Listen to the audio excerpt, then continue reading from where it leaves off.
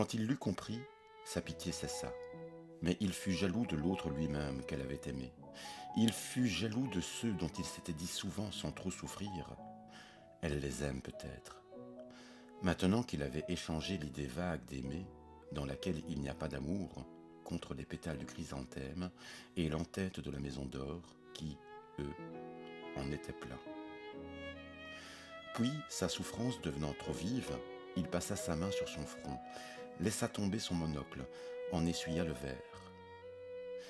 Et sans doute, s'il s'était vu à ce moment-là, il eût ajouté à la collection de ceux qu'il avait distingué le monocle qu'il déplaçait comme une pensée importune et sur la face embuée duquel, avec un mouchoir, il cherchait à effacer des soucis. Il y a dans le violon, si, ne voyant pas l'instrument, on ne peut pas rapporter ce qu'on entend à son image, laquelle modifie la sonorité, des accents qui lui sont si communs avec certaines voix de contralto qu'on a l'illusion qu'une chanteuse s'est ajoutée au concert. On lève les yeux, on ne voit que les étuis, précieux comme des boîtes chinoises, mais par moments, on est encore trompé par l'appel décevant de la sirène. Parfois aussi, on croit entendre un génie captif qui se débat au fond de la docte boîte, ensorcelée et frémissante, comme un diable dans un bénitier. Parfois, enfin, c'est, dans l'air, comme un être surnaturel et pur qui passe en déroulant son message invisible. Comme si les instrumentistes, beaucoup moins jouaient la petite phrase qu'ils n'exécutaient les rites exigés d'elle pour qu'elle apparût, et procédaient aux incantations nécessaires pour obtenir et prolonger quelques instants le prodige de son évocation, Swann, qui ne pouvait pas plus la voir que si elle avait appartenu à un monde ultraviolet, et qui goûtait comme le rafraîchissement d'une métamorphose dans la cécité momentanée dont il était frappé en approchant d'elle, Swann la sentait présente, comme une déesse protectrice et confidente de son amour, et qui, pour pouvoir arriver jusqu'à lui devant la foule et l'emmener à l'écart pour lui parler, avait revêtu le déguisement de cette apparence sonore. Et tandis qu'elle passait, légère, apaisante et murmurée comme un parfum, lui disant ce qu'elle avait à lui dire et dont il scrutait tous les mots, regrettant de les voir s'envoler si vite, il faisait involontairement avec ses lèvres le mouvement de baiser au passage le corps harmonieux et fouillant. Il ne se sentait plus exilé et seul puisque elle, qui s'adressait à lui parlait à mi-voix d'Odette. Car il n'avait plus, comme autrefois, l'impression qu'Odette et lui n'étaient pas connus de la petite phrase. C'est que si souvent elle avait été témoin de leur joie. Il est vrai que souvent aussi elle l'avait averti de leur fragilité. Et même, alors que dans ce temps-là il devinait de la souffrance dans son sourire, dans son intonation limpide et désenchantée, aujourd'hui il y trouvait plutôt la grâce d'une résignation presque gaie. De ces chagrins dont elle lui parlait autrefois et qu'il la voyait, sans qu'il fût atteint par eux, entraîné en souriant dans son cours sinueux et rapide, de ces chagrins qui maintenant étaient devenus les siens sans qu'il eût l'espérance d'en être jamais délivré, elle semblait lui dire, comme jadis, de son bonheur, « Qu'est-ce cela? Tout cela n'est rien. » Et la pensée de Swann se porta pour la première fois dans un élan de pitié et de tendresse vers ce Vinteuil, vers ce frère inconnu et sublime qui lui aussi avait dû tant souffrir. Qu'avait pu être sa vie? Au fond de quelle douleur avait-il puisé cette force de Dieu, cette puissance illimitée de créer? Quand c'était la petite phrase qui lui parlait de la vanité de ses souffrances, Swann trouvait de la douceur à cette même sagesse qui, tout à l'heure, pourtant, lui avait paru intolérable quand il croyait la lire dans les visages des indifférents, qui considéraient son amour comme une divagation sans importance. C'est que la petite phrase, au contraire, quelque opinion qu'elle pût avoir sur la brève durée de ses états de l'âme, y voyait quelque chose, non pas comme faisaient tous ces gens, de moins sérieux que la vie positive, mais au contraire de si supérieur à elle que seul il valait la peine d'être exprimé. Ces charmes d'une tristesse intime, c'étaient eux qu'elle essayait d'imiter, de recréer, et jusqu'à leur essence qui est pourtant d'être incommunicable et de sembler frivole à tout autre qu'à celui qui les éprouve. La petite phrase l'avait capté, rendu visible. Si bien qu'elle faisait confesser leur prix et goûter leur douceur divine par tous ces mêmes assistants, si seulement ils étaient un peu musiciens, qui ensuite les méconnaîtraient dans la vie, en chaque amour particulier qu'ils verraient naître près d'eux. Sans doute la forme sous laquelle elle les avait codifiés ne pouvait pas se résoudre en raisonnement, mais depuis plus d'une année que, lui révélant à lui-même bien des richesses de son âme, l'amour de la musique était pour quelque temps au moins né en lui. Swann tenait les motifs musicaux pour de véritables idées, d'un autre monde, d'un autre ordre, idées voilées de ténèbres, inconnues, impénétrables à l'intelligence, mais qui n'en sont pas moins parfaitement distinctes les unes des autres, inégales entre elles de valeur et de signification. Quand, après la soirée Verdurin, se faisant rejouer la petite phrase, il avait cherché à démêler comment, à la façon d'un parfum, d'une caresse, elle le circonvenait, elle l'enveloppait, il s'était rendu compte que c'était au faible écart entre les 5 notes qui la composaient et au rappel constant de 2 d'entre elles qu'était due cette impression de douceur rétractée et frileuse. Mais en réalité, il savait qu'il raisonnait ainsi non par la phrase elle-même, mais sur de simples valeurs, substituées pour la commodité de son intelligence à la mystérieuse entité qu'il avait perçue, avant de connaître les Verdurins, à cette soirée où il avait entendu pour la première fois la sonate.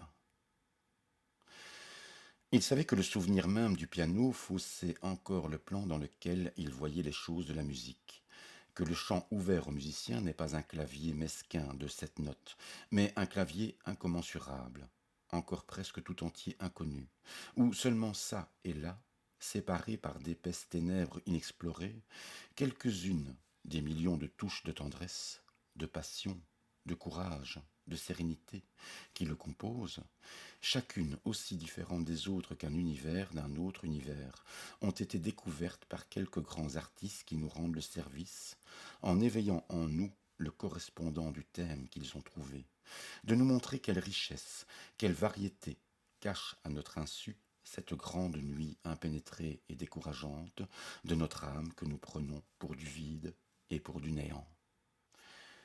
Vinteuil avait été l'un de ces musiciens. En sa petite phrase, quoiqu'elle présentât à la raison une surface obscure, on sentait un contenu si consistant, si explicite, auquel elle donnait une force si nouvelle, si originale, que ceux qui l'avaient entendue la conservaient en eux de plein pied avec les idées de l'intelligence.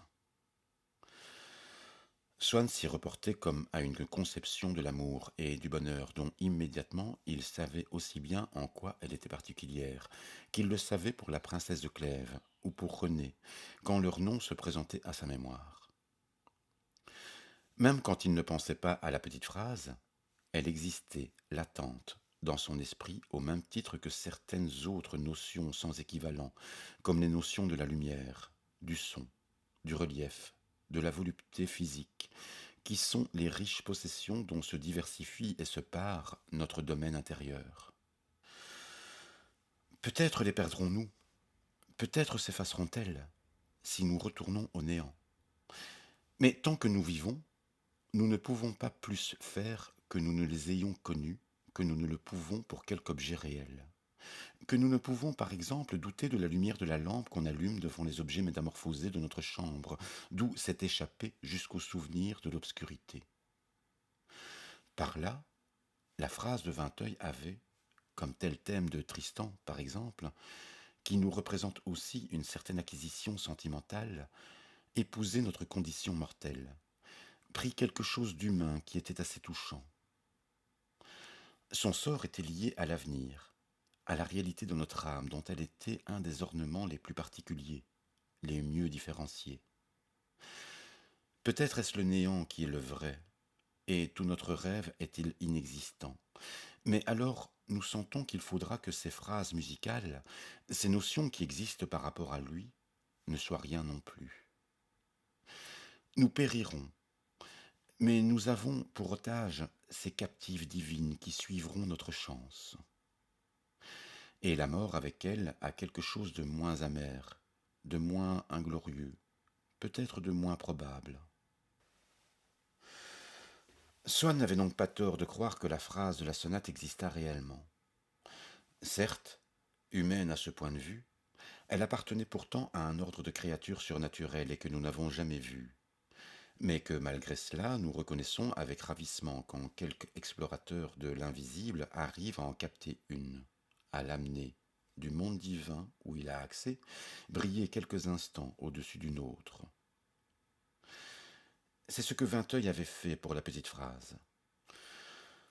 Swann sentait que le compositeur s'était contenté, avec ses instruments de musique, de la dévoiler, de la rendre visible, d'en suivre et d'en respecter le dessin d'une main si tendre, si prudente, si délicate et si sûre, que le son s'altérait à tout moment, s'estompant pour indiquer une ombre, revivifié quand il lui fallait suivre à la piste un plus hardi contour.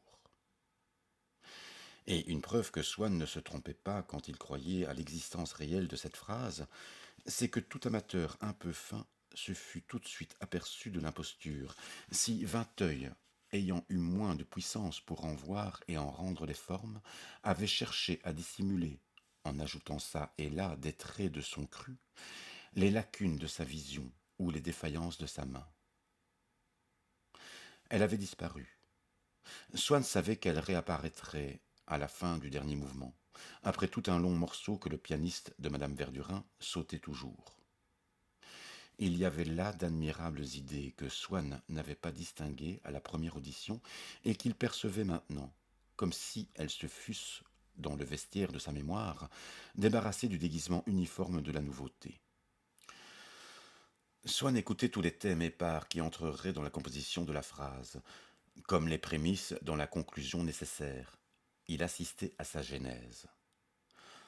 Oh, audace aussi géniale peut-être, se disait-il, que celle d'un Lavoisier, d'un Ampère, l'audace d'un Vinteuil expérimentant, découvrant les lois secrètes d'une force inconnue, menant à travers l'inexploré, vers le seul but possible, l'attelage invisible auquel il se fie et qu'il n'apercevra jamais. Le beau dialogue que Swann entendit entre le piano et le violon au commencement du dernier morceau. La suppression des mots humains, loin d'y laisser régner la fantaisie, comme on aurait pu croire, l'en avait éliminé. Jamais le langage parlé ne fut si inflexiblement nécessité, ne connut à ce point la pertinence des questions, l'évidence des réponses. D'abord le piano solitaire se plaignit, comme un oiseau abandonné de sa compagne. Le violon l'entendit, lui répondit comme d'un arbre voisin. C'était comme au commencement du monde, comme s'il n'y avait encore eu que deux, sur terre, ou plutôt dans ce monde fermé à tout le reste, construit par la logique d'un créateur, et où il ne serait jamais que tous les deux, cette sonate. Est-ce un oiseau? Est-ce l'âme incomplète encore de la petite phrase? Est-ce une fée? Cet être invisible et gémissant dont le piano ensuite redisait tendrement la plainte. Ces cris étaient si soudains que le violoniste devait se précipiter sur son archet pour les recueillir. Merveilleux oiseau. Le violoniste semblait vouloir le charmer, l'apprivoiser, le capter. Déjà il avait passé dans son âme. Déjà la petite phrase évoquée agitait comme celui d'un médium le corps vraiment possédé du violoniste. Swann savait qu'elle allait parler une fois encore. Et c'était si bien dédoublé que l'attente de l'instant imminent où il allait se retrouver en face d'elle le secoua d'un de ces sanglots qu'un beau vers ou une triste nouvelle provoque en nous. Non pas quand nous sommes seuls, mais si nous les apprenons à des amis en qui nous nous apercevons comme un autre dont l'émotion probable les attendrit. Elle reparut, mais cette fois pour se suspendre dans l'air et se jouer un instant seulement, comme immobile, et pour expirer après. Aussi Swann ne perdait-il rien du temps si court où elle se prorogeait. Elle était encore là comme une bulle irisée qui se soutient. Tel un arc-en-ciel dont l'éclat faiblit, s'abaisse, puis se relève et avant de s'éteindre, s'exalte un moment comme il n'avait pas encore fait. Aux deux couleurs qu'elle avait jusque-là laissées paraître, elle ajouta d'autres cordes diaprées, toutes celles du prisme, et les fit chanter. Swann n'osait pas bouger et aurait voulu faire tenir tranquille aussi les autres personnes, comme si le moindre mouvement avait pu compromettre le prestige surnaturel, délicieux et fragile, qui était si près de s'évanouir. Personne, à dire vrai, ne songeait à parler.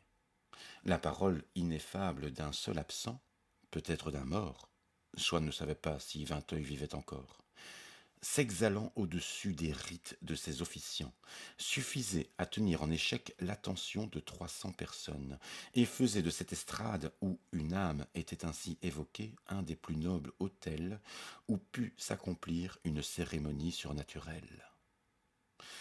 De sorte que, quand la phrase se fut enfin défaite, flottant en lambeaux dans les motifs suivants qui déjà avaient pris sa place, si Swann au premier instant fut irrité de voir la comtesse de Monterriandé, célèbre par ses naïvetés, se pencher vers lui pour lui confier ses impressions avant même que la sonate fût finie, il ne put s'empêcher de sourire, et peut-être de trouver aussi un sens profond qu'elle n'y voyait pas, dans les mots dont elle se servit.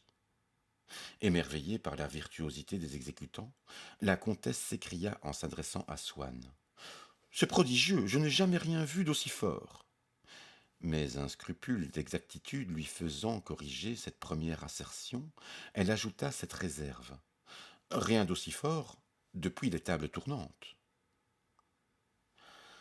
À partir de cette soirée, Swann comprit que le sentiment qu'Odette avait eu pour lui ne renaîtrait jamais, que ses espérances de bonheur ne se réaliseraient plus. Et les jours où par hasard elle avait encore été gentille et tendre avec lui, si elle avait eu quelque attention, il notait ces signes apparents et menteurs d'un léger retour vers lui, avec cette sollicitude attendrie et sceptique, cette joie désespérée de ceux qui, soignant un ami arrivé au dernier jour d'une maladie incurable, relatent comme des faits précieux. Hier, il a fait ses comptes lui-même, et c'est lui qui a relevé une erreur d'édition que nous avions faite. Il a mangé un œuf avec plaisir. S'il le digère bien, on essaiera demain d'une côtelette, quoiqu'il les sache dénués de signification à la veille d'une mort inévitable. Sans doute Swann était certain que s'il avait vécu maintenant loin d'Odette, elle aurait fini par lui devenir indifférente, de sorte qu'il aurait été content qu'elle quittât Paris pour toujours. Il aurait eu le courage de rester, mais il n'avait pas celui de partir. Il en avait eu souvent la pensée. Maintenant qu'il s'était remis à son étude sur Vermeer, il aurait eu besoin de retourner au moins quelques jours à La Haye, à Dresde, à Brunswick. Il était persuadé qu'une toilette de Diane qui avait été achetée par le Mauritshuis à la vente Goldsmith, comme un Nicolas Maas, était en réalité de Vermeer. Et il aurait voulu pouvoir étudier le tableau sur place pour étayer sa conviction. Mais quitter Paris pendant qu'Odette y était, et même quand elle était absente, car dans des lieux nouveaux où les sensations ne sont pas amorties par l'habitude, on retrempe, on ranime une douleur. C'était pour lui un projet si cruel qu'il ne se sentait capable d'y penser sans cesse que parce qu'il se savait résolu à ne l'exécuter jamais. Mais il arrivait qu'en dormant, l'intention du voyage renaissait en lui, sans qu'il se rappelât que ce voyage était impossible, et elle s'y réalisait. Un jour, il rêva qu'il partait pour un an, penché à la portière du wagon vers un jeune homme qui, sur le quai, lui disait adieu en pleurant. Swann cherchait à le convaincre de partir avec lui. Le train s'ébranlant, l'anxiété le réveilla. Il se rappela qu'il ne partait pas, qu'il verrait Odette ce soir-là, le lendemain et presque chaque jour. Alors, encore tout ému de son rêve, il bénit les circonstances particulières qui le rendaient indépendant, grâce auxquelles il pouvait rester près d'Odette, et aussi réussir à ce qu'elle lui permît de la voir quelquefois. Et, récapitulant tous ses avantages, sa situation, sa fortune dont elle avait souvent trop besoin pour ne pas reculer devant une rupture, ayant même, disait-on, une arrière-pensée de se faire épouser par lui, cette amitié de M. de Charlus, qui, à vrai dire, ne lui avait jamais fait obtenir grand-chose d'Odette, mais lui donnait la douceur de sentir qu'elle entendait parler de lui d'une manière flatteuse, par cet ami commun pour qui elle avait une si grande estime. et jusqu'à son intelligence enfin, qui l'employait tout entière à combiner chaque jour une intrigue nouvelle qui rendit sa présence sinon agréable, du moins nécessaire à Odette. Il songea à ce qu'il serait devenu si tout cela lui avait manqué. Il songea que s'il avait été, comme tant d'autres, pauvre, humble, dénué, obligé d'accepter toute besogne, ou lié à des parents, à une épouse, il aurait pu être obligé de quitter Odette, que ce rêve dont l'effroi était encore si proche aurait pu être vrai. Et il se dit, on ne connaît pas son bonheur, on n'est jamais aussi malheureux qu'on croit. Mais il compta que cette existence durait déjà depuis plusieurs années, que tout ce qu'il pouvait espérer, c'est qu'elle durât toujours, qu'il sacrifierait ses travaux, ses plaisirs, ses amis, finalement toute sa vie à l'attente quotidienne d'un rendez-vous qui ne pouvait rien lui apporter d'heureux. Et il se demanda s'il ne se trompait pas, si ce qui avait favorisé sa liaison et en avait empêché la rupture n'avait pas desservi sa destinée, si l'événement désirable, ce n'aurait pas été celui dont il se réjouissait tant qu'il n'eût eu lieu qu'en rêve. Son départ, il se dit qu'on ne connaît pas son malheur, qu'on n'est jamais si heureux qu'on croit. Quelquefois il espérait qu'elle mourrait sans souffrance dans un accident. Elle qui était dehors, dans les rues, sur les routes, du matin au soir. Et comme elle revenait saine et sauve, il admirait que le corps humain fût si souple et si fort, qu'il pût continuellement tenir en échec, déjouer tous les périls qui l'environnent, et que Swann trouvait innombrables depuis que son secret désir les avait supputés, et permit ainsi aux êtres de se livrer chaque jour et à peu près impunément à leur œuvre de mensonge, à la poursuite du plaisir. Et Swann sentait bien près de son cœur ce Mahomet II dont il aimait le portrait par Bellini et qui, ayant senti qu'il était devenu amoureux fou d'une de ses femmes, la poignarda afin, dit naïvement son biographe vénitien, de retrouver sa liberté d'esprit. Puis, il s'indignait de ne penser ainsi qu'à soi, et les souffrances qu'il avait éprouvées lui semblaient ne mériter aucune pitié puisque lui-même faisait si bon marché de la vie d'Odette.